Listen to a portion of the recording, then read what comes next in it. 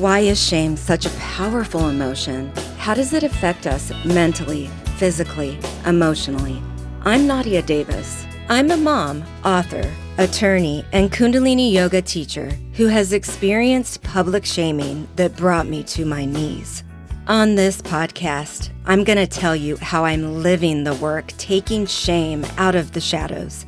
I'll give you real life advice and skills to take away with you throughout your day. You'll hear from powerful guests who have overcome trauma and emerged stronger than ever. You too can ban the shame within and around you. Join me. You are not alone.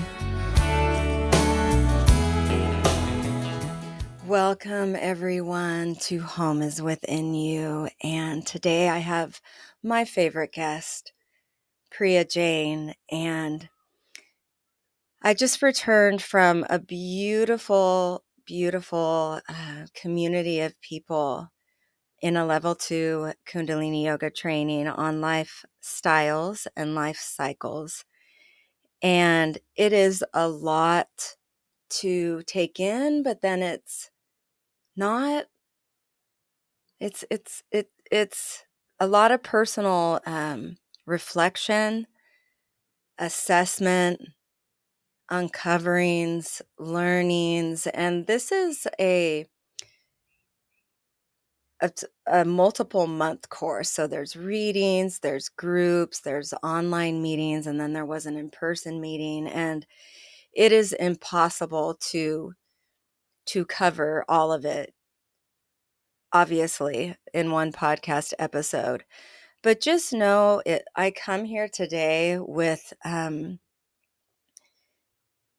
a heart that has had some beautiful tie-ins to a cycle that I went through about a decade ago, 12 years ago, and I'm going to ask Priya to talk about the difference between karma and dharma, because ultimately this phase in this next cycle and following my heart with continuing changes I made since then, with work, with as a mother, and just daily life, the daily life design, ultimately relate to falling into Dharma. Yet we're gonna help you understand the difference between both of those. So I may tie in the reality of life, and I mean, think about it. How often do we sit back and look at our life styles, right? We either hit rock bottom or have a divorce or there's a death, unfortunately. But when we know we're in alignment with our purpose here in life, things, it's not like things just flow. And life doesn't feel hectic, right? So as I am doing these assessments, because daily life often seems very hectic, yet I'm seeing that that's really how my ego mind is interpreting it a lot of times, and I'm learning the ability to just be and reframe a lot, and it's helping a lot. So I know that was a tangent, but that will be in my head as I'm just guiding, hopefully, the wisdom to come out of Priya in this basic understanding of karma and dharma, and perhaps fate and destiny that is part of these learnings. So welcome, Priya. Thank you. Always a pleasure. It's always an honor to have you here and have your time. What is karma and dharma? Yes, so let's start with karma. So, karma literally means doing something, an action, right? And dharma means our pre designed soul blueprint. like what the soul is here to do. So the soul is also embodied in this physical body in order to do something, to take certain actions, to make certain choices, to have certain experiences. So it is very intentional that our soul is within our body. Soul doesn't just take form for no reason. So that, what the yogis, the ancient wise yogis, they coined a term for that. They said that is our dharma. Now, if Dharma. our karma, our actions that we take in this lifetime, coincide and correlate to our dharma, we have an inner experience of fulfillment. Okay. If our actions and choices that we take in this lifetime diverge from our dharma, they don't match up to what the soul wants to do, we end up creating more karma. So that's where I think things get confused because this word karma is now part of the English lingo. Hmm.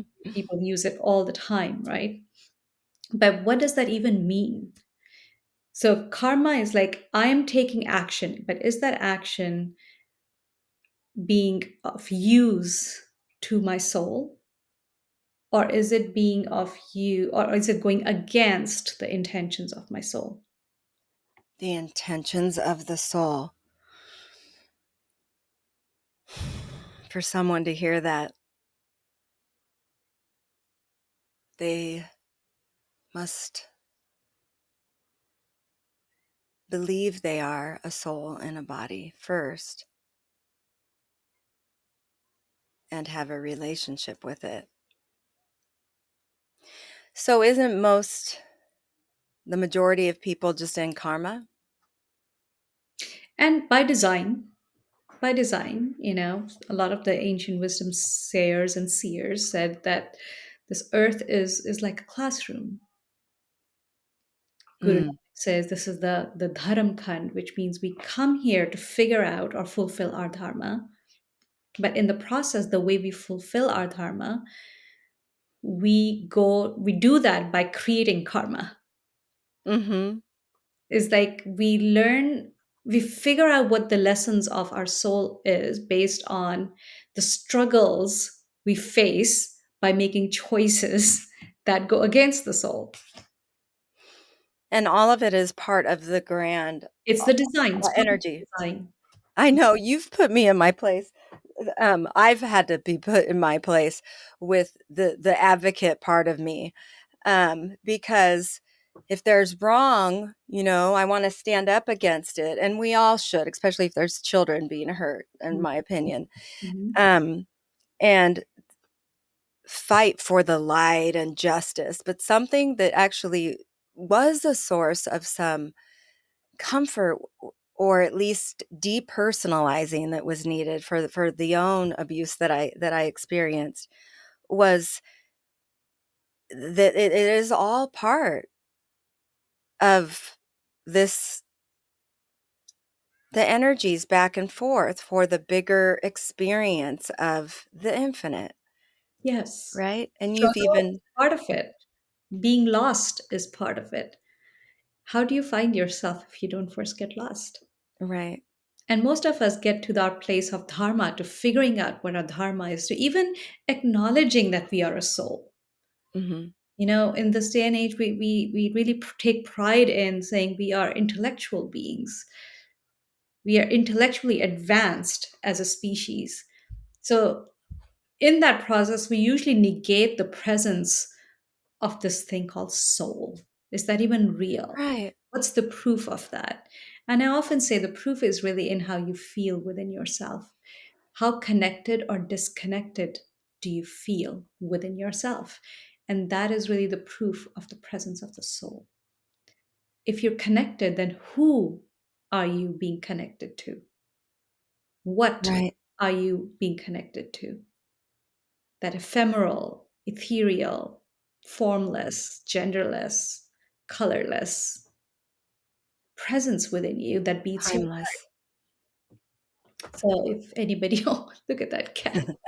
So cute. Yeah, my cat is playing with the cords, and he's welcome Adorable. here. He's adorable. Yeah. He's about 7 months old. And such a wise creature. Hmm. Such a I love animals for that reason because they're so in their element, you know. Um, and aren't even aware, right? That they don't say I am a soul. No, they just are.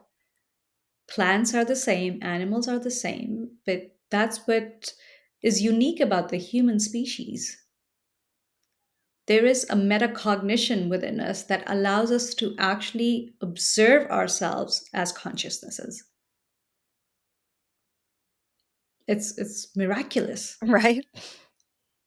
And that is what the yogis had as a clue. Like, why do we have this ability? I'm equally a soul, just like this cat is or this tree is. But what makes me aware of my soul? What makes me make choices to be always in connection to that soul or do things that take me away from it? Those are also part of our free will choices, right?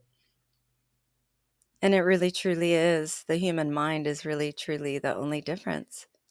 And so you can think of that we were given like just a little bit of that free will component to play around with consciousness, because if you look at your cat or your dog or the trees outside or the plants around or any other animal species, you will find they do have some level of free will, but it's very instinctual. It's really just based in survival. And the difference with humans. And the difference with human is we can be animals. Sure, we need to survive. We make 80% of our choices are based in survival. Physical survival, emotional survival, mental survival, career survival. But they're all in survival, right? But we also have the choice to become worse than an animal. We have that free will. And we also have the free will to rise up beyond human. You can call And it it is that angel, you can call it a saint. small percentage of free will that That's it. That's the has the free will. play of the karma. That's it. So that small percentage of free will, we can use that either to accumulate and create endless more karma, which means more doing to get to our dharma, Hmm. because everything we do will have an effect. It's a cause and effect realm that we exist in. So everything we do will have an equal and opposite effect. So if we've accumulated a lot of effects that don't coincide with where our life is meant to be, we have to do more work to undo that, to untangle that. So the question arises, what is my life meant to be? That's it. That's the journey of for each one of us. And it is unique for each one of us. It doesn't have to look the same. Yet isn't that the question, right? That is the Anybody. unanswered, the phenomena that everybody is searching for. It's like you can have all these things, these titles, these roles, these, and there's this missing question and piece. And that then is the relationship to the soul. Because after I return to that home within me, I know that that the story, the book talks a lot about the story, the narrative, the story of the past was no longer a story. It we have the power, that the book begins like that, right? To rewrite, re-understand, re just see it entirely differently. And it's kind of that changing point, right? Where then maybe the free will if in alignment with our soul, can begin, but it can't happen really until one sees their own story, right? That consciousness. For us, each one of us, it happens differently, but there are some common threads that I often see. Adversity is usually what brings us to our knees, Hmm. right? And that adversity is what makes us question that there has to be something more to life. The other day I stopped at a regular store that I stopped by, and the worker was there, and it's things like this. I had done my part of my 90-day meditation, and was on my way to get the boys, and just like that, something like this can happen. But why does it have to be this? I found out that the owner's wife had Mm. passed. Beautiful family, wonderful people, and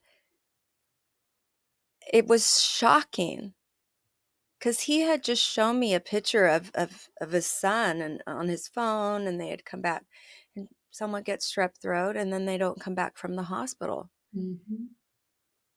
And I had this, yes, this sense of pain for the children's pain, but this sense of her and her presence, and this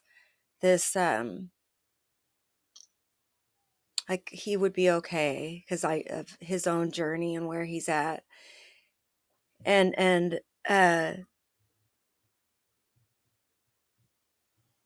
the people's response was just mixed all over the place. The girl was kind of giving me an update on it, and I just sat, just listening and watching all this movement. And why does it take that?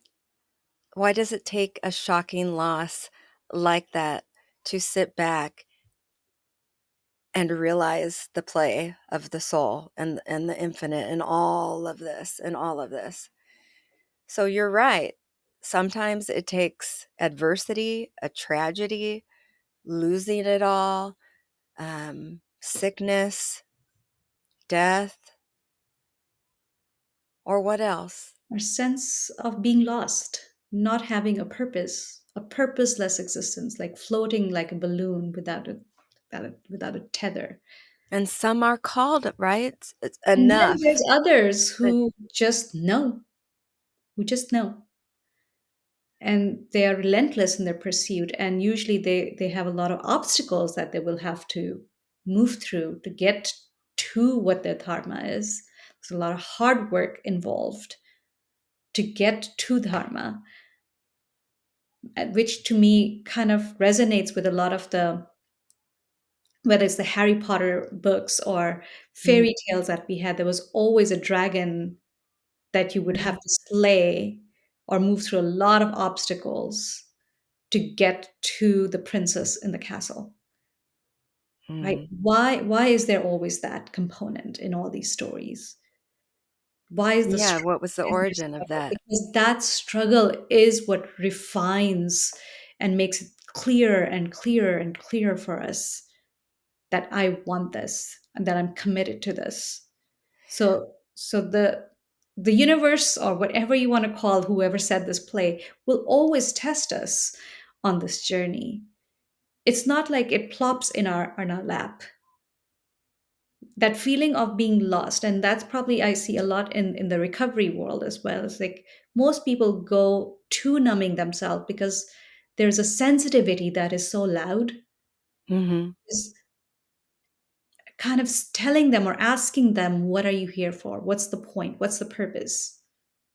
And when we can find answers to those questions, we want to numb those Um, questions out. Right? It's better to zone out that inner voice or even instead an of outer voice, right. right?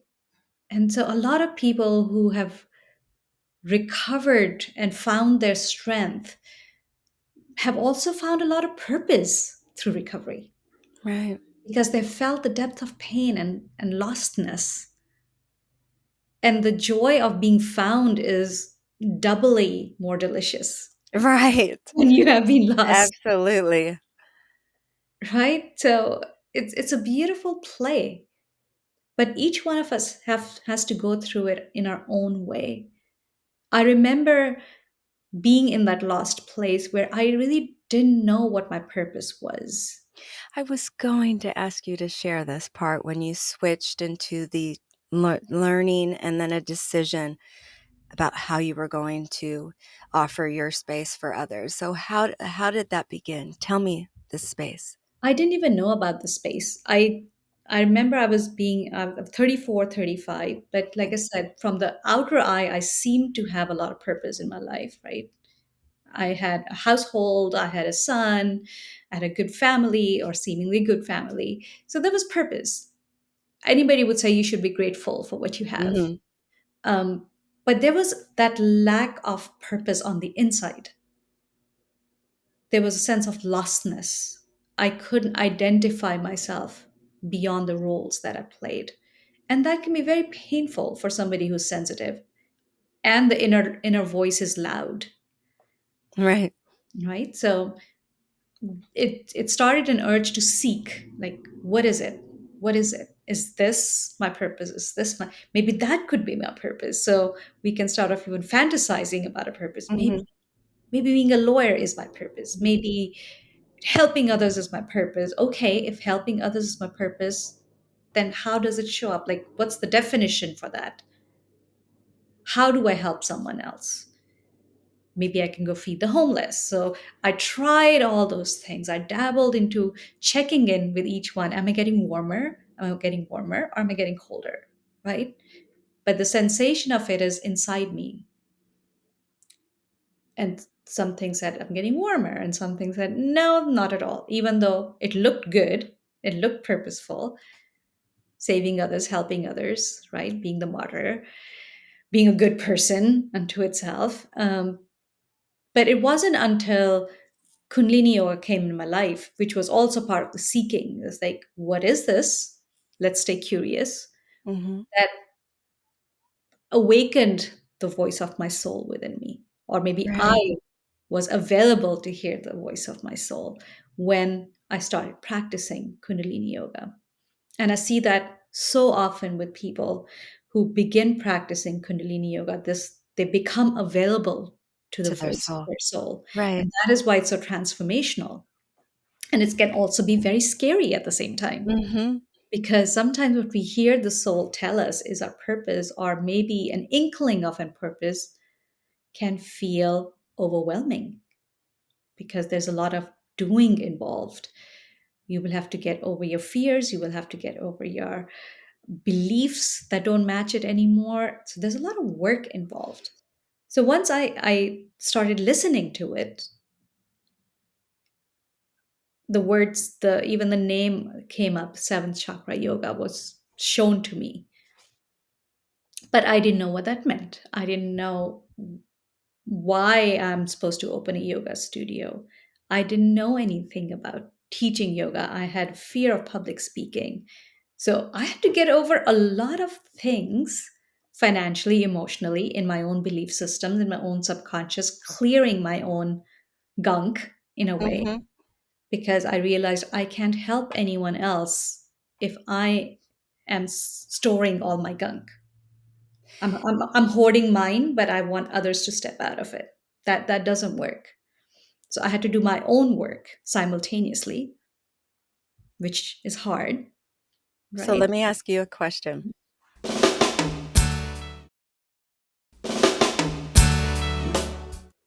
I'm in the same place in a different way. Um, Not a studio, but something of this sort. So at that time in your life,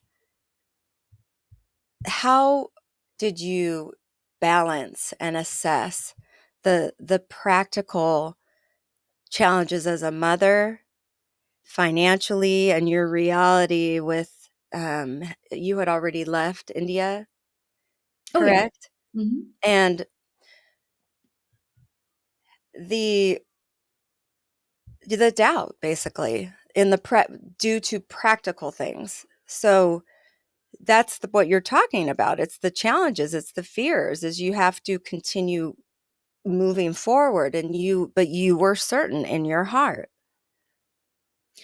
I was certain in my heart that this was it, but my mind still didn't understand how that would look like. Tell me how you walked through that. The only thing I can tell anybody with clarity is if you have a practice of humbling and surrendering yourself at the feet of your soul every morning and Okay. recommit to it constantly in the face of fear. Recommit to your soul over and over again with every thought, because our egoic self is protection based, is comfort based, is familiarity based. Your soul is evolution based. So, right there is the contradiction. So, all the thoughts Yes. from within me, my egoic self, were about how are you going to do it? You're going to fail. You're going to let your son down. You will be financially in a miserable place. You will have no friends. What's wrong with you? All of those thoughts were constant, especially financial pressure. Mm-hmm. But also, they were parroted by the people around me, maybe Mm-hmm. out of love, maybe out of concern, but it was same thing. Like, what are you doing? The economy is bad. You don't know what you're doing. It's not going to work. Maybe you should go work somewhere, get some experience. And some of that was good advice too. But really, it's about recommitting to your soul over and over again. It took me 3+ years of doing it in every moment of recommitment, Okay. recommitment, recommitment, until there was no need to recommit any longer. It was just there. But the key is you had a place to put those thoughts. That's what To sadhana is for. Yes. To create that container, to put those, to Yes. allow this inner conversation to happen Right. while you're dealing with the everyday issues of waking up your child, getting them to school, packing their lunches, picking them from school, No. working, figuring out the finances, paying the bills, cleaning the house. While you're doing all of that, how do you have this inner conversation with your soul as well? Yes, and I absolutely am so deeply grateful for the practice of Kundalini yoga coming into my life to stop and have something to do with the chitter chatter, which is no longer chitter chatter. But I do know the times in general that we suffer the most is when we have a thought that argues with reality. And when I find myself in those spaces in the past without having that space, that's when we choose to numb. Yes. But it all centers back to creating that space within us. And what I'm finding more and more is that the heart speaks and things are happening not for me, but being presented as something to think about. It's like my soul says, something to think about, or hold back there, maybe not quite, and there's a lot with things that I have no control over with my children's father, with his age, with a lot of practical things that Mm, pull me to all the outside role. You should do this, you should do that, you should do this. And so I've delayed in this space, and I know why. The shame isn't there. good. Do you know what I mean? But I love that you shared that it was this 3.5 year thing, and the heartstring is as a mother, that's the part I keep getting hooked on. So how did you walk through that? Again, the same going to your soul. Um, share Well, more about we that. I decided to be practical with practicality. So I Okay. said, okay, if your biggest concern is that I need to make sure my child is safe and all his everyday needs are provided, all the little and big needs are provided for, and that I am present for him too, that means I will have to create more stamina within me Okay. to take a child through the uncertainty that I'm going through in pursuit of my dharma, Mhm. right? um, it can, like I said, the ego will tell you you're being a bad mother. You're pulling Mhm. its child out of discomfort too. And I was also pulling myself out of a an unfortunate relationship with my ex-husband. It wasn't a pleasant relationship. So it was all happening simultaneously, and I heard the voice of my ego constantly criticizing me. This is so beautiful you're sharing all this with me because so okay, and it was constant and It was you constant. You're being a bad mother. You're putting your child in discomfort. you That should is be not fair. grateful. You should be grateful for what you have. At least you have comfort. Nobody's coming after you. You have a house, you have a husband, you have people kind of know you, you have a social circle. Why do you have to throw all that away in pursuit of something that you don't even know what it is? That is the constant questioning of the ego because it can't see something that hasn't been fully formed. But the heart, like you said, is constantly also transmitting and broadcasting Mhm. impulse, calling to somewhere I don't know where that is. So I had no answers for either my ego or for others who were concerned about me. The only thing I could do was keep going and holding the hand of my soul and repeating, I trust, because all the moments of my life that I have lived not trusting you have not turned out well. They've not led Mm. me to fulfillment. And right, so now I can say that without regret at that point. Like now I have 35 years behind me and I've lived by the rule of the world. I've lived by the rule of the ego. Protection, familiarity, success, comfort. Check, check, check, check, check. But it has not led me to fulfillment. Right. But every time I listen to you, my soul, I feel fulfillment. So I don't know where you're taking me. I know you're not giving me any guarantees, but I choose to follow you. So it's a choice in every moment. That's what karma in service of dharma is. I'm choosing Mm. to trust it. I'm choosing to be led by it, even though it's creating an incredible amount of discomfort in my egoic self, where all my egoic self wants is safety and comfort, both for myself and my child. So I realized that the same hand that holds me is also holding my child. Mm. And that was a game changer where I could not only surrender myself as a child to this greater wisdom, I also trusted that that will also hold my child as I hold him too. Mhm. I'm not dropping him. I can use my practical mind to provide for his safety, making sure I don't put him in harm's way, making sure I'm not bringing in people into my life that could hurt him in any way or form. So being very diligent about that. Mindful attachments. Making sure I can set my schedules up, even though it was loss of income, in a way that I could be present with him when he And was. was there an in and out, like an ebb and flow as you were designing this? Was it like not overnight, tomorrow? Was was there Yeah, I didn't know what that would look like. So right. every day a new clarity would form. Mhm. Every day little more information would come in. But you were slow and methodic and And you then you I were had to decide, is that in the best interest of my child okay, and my my soul? soul. And my soul. Now it stopped being just my child or just Okay. me.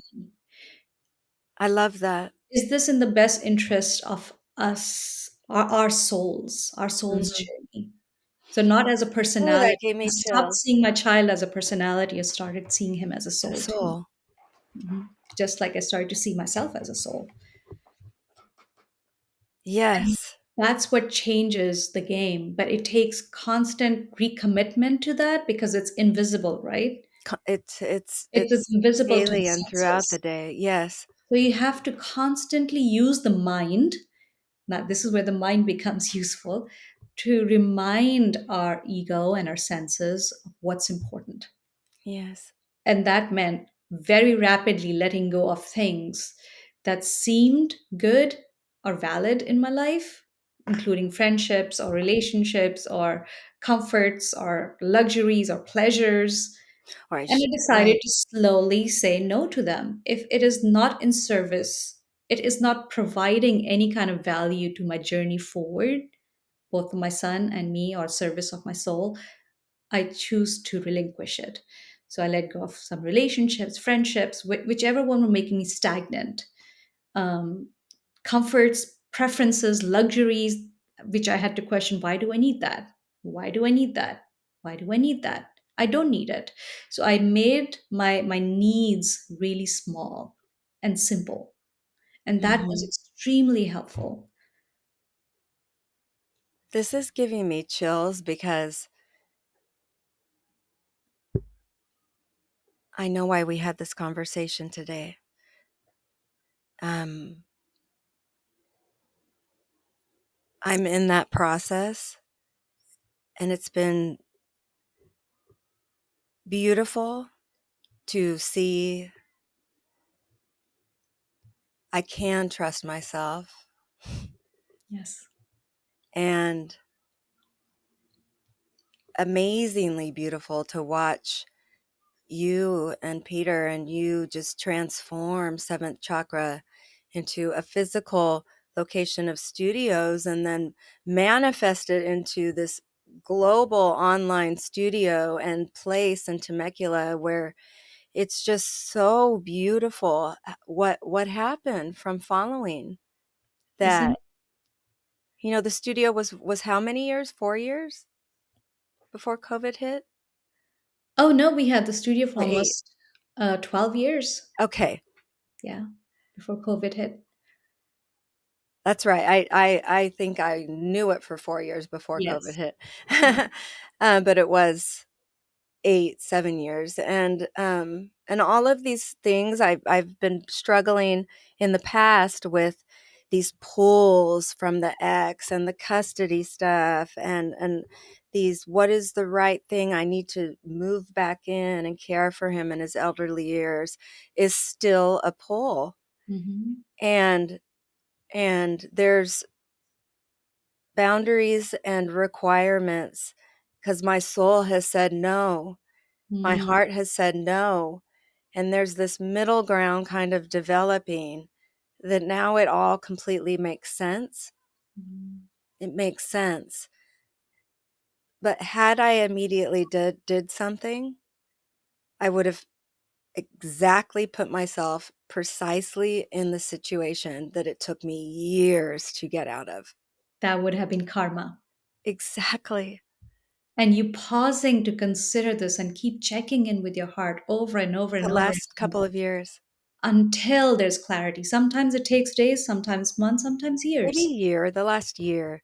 The Yeah. studio and the community, that's been there for a few years, and the only halt was was the situation with the kids and the ex, and, um, at the training, I could when you were talking about or Peter was talking about how you just totally trusted yourself. The one of the main learnings is I have to trust myself. It was such an inspiration to hear you guys share on that, and the whole cycle and these learnings is trust self and just continue to follow my heart and what a beautiful bridge that your energetically doing that created you know what I mean, the space and just the growing out and the other people hopefully following their heart and meeting their soul. But you also said something about the detachments, which Mm-hmm. is the tricky part. um And that's taking I think that is most of all my Achilles heel, Mm-hmm. and I think you would agree with me knowing me. Totally. And so, Because you are a savior. Like that's part of your identity. and this ego attraction thing and, Mhm. So that you look for people to be saved without checking in with your soul. Is it really my place to step in here? My ego Is it says is it you are the love and you are the saver. uh-huh. But your soul might actually say, uh-uh, this is not Mm-mm. yours. Step away. No. This is not your dharma. So you did that. Well, how did you navigate? This is the last thing we'll talk about before ending. The who you brought in with to who you even considered dating, and it's been a couple of years, and I will not enter that arena unless there's this energy that results in something happening just through my soul. But I have had these different requests a lot, and these different things like, oh, it would be okay to just go to dinner, and that is a very interesting thing to navigate in this mindful attachment so as to live more in Dharma. So how any last tip that you have with that other than checking Oh, in with the that's soul a whole regularly? We self. can do that in another episode. But I can just say this. I dealt with that practically too. I Mhm. knew I had finite energy and presence space. And I needed it, number one, available to my child. Number two, I needed it available to the dharmic work. Like this, I was my purpose. I was Right. building it still. Like it wasn't done yet. It was 18 hours of work. Um, I see. So it's and it the was investment of the energy and consciousness and plus time. I needed the energy to also process myself and my past and what I had let go of. I had to process grief over what was expired now, right? What had Mhm. passed away Mhm. as part of my own life. A lot of energy is needed for all of this. Okay. So I Uh, took my time. I took about 4 years, 3.5 years. But if there was invitations to date, I would check in with the frequency. Like, does Right. it resonate at my heart? To making sure that I wasn't just closing my heart to possibilities. So that was a constant checking in too. Am I closing? Am I isolating myself? And so, but what's a shortcut and a time saving device in that is checking in with the frequency. Immediately when somebody would offer, I would check in with the frequency at my heart, which is my soul, and I would get an answer back, sometimes immediately, sometimes in a day or two, and it said no. Mhm. And there were a lot of no's in the process, until Peter showed up literally at the studio. And it was a good 7 to 8 months of just knowing him as a student, like just to know his being, his frequency, before even the thought emerged, and even in his head, before he was just a student. And that's one of the biggest things that resonated was the knowing that he wasn't there to take more from me. I Mm. had no more to give. Mm. When he showed up, one of the first things he told me was,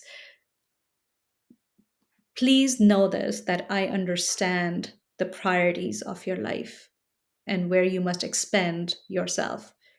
I know your child comes first. I know your work comes next. And I'm okay being number three.